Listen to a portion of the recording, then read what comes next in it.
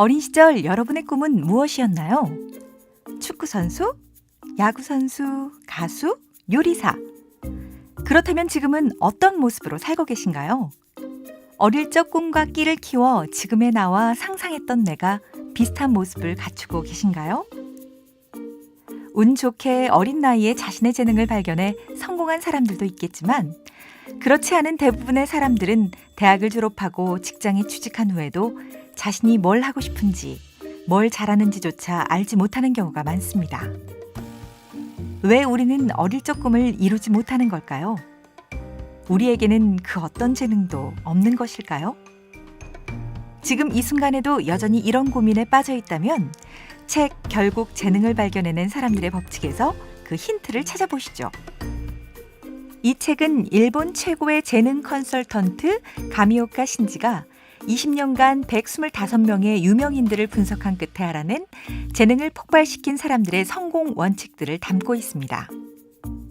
그들이 재능을 꽃피워낸 방법들을 전해주며 우리 역시 숨어있는 재능을 발견하기만 한다면 그들 못지않은 성공을 이뤄낼 수 있다고 하는데요. 어떤 이들이 어떻게 재능을 찾게 됐는지 잠시 몇몇 사람들의 예를 들어보겠습니다. 정형외과 의사가 되려는 남자가 있었습니다. 하지만 수술 실력이 형편없었죠.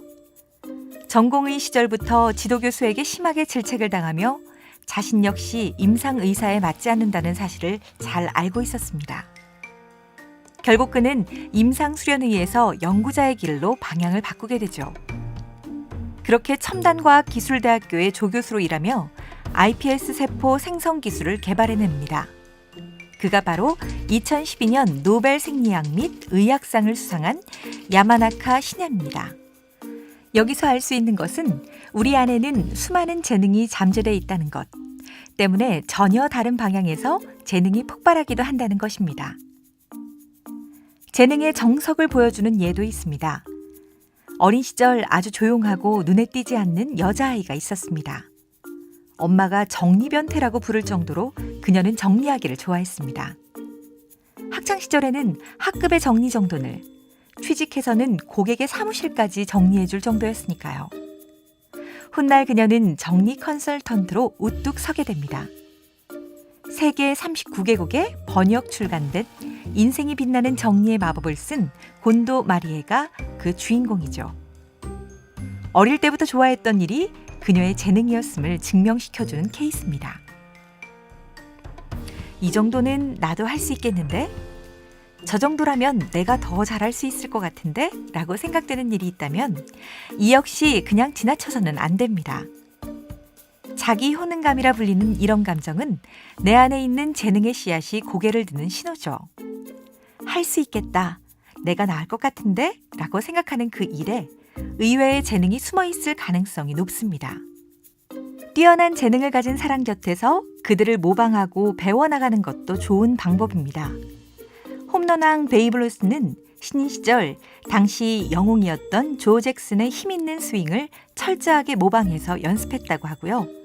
스티브 잡스 역시 맥킨토시의 아이디어를 가져온 것으로 알려져 있습니다. 성공한 사람에게는 반드시 그만의 노하우가 있기 마련입니다. 그의 노하우를 하나하나 따라가다 보면 자신만의 특별함을 찾게 될 것이고 그 사이 자신의 재능을 폭발시킬 수 있게 될 것입니다. 자신에게는 특별한 재능이 없다고 생각하시나요? 자신을 한없이 평범한 사람이라 믿으며 대부분의 시간을 잘하지도 못하는 일에 할애하며 살고 계신가요?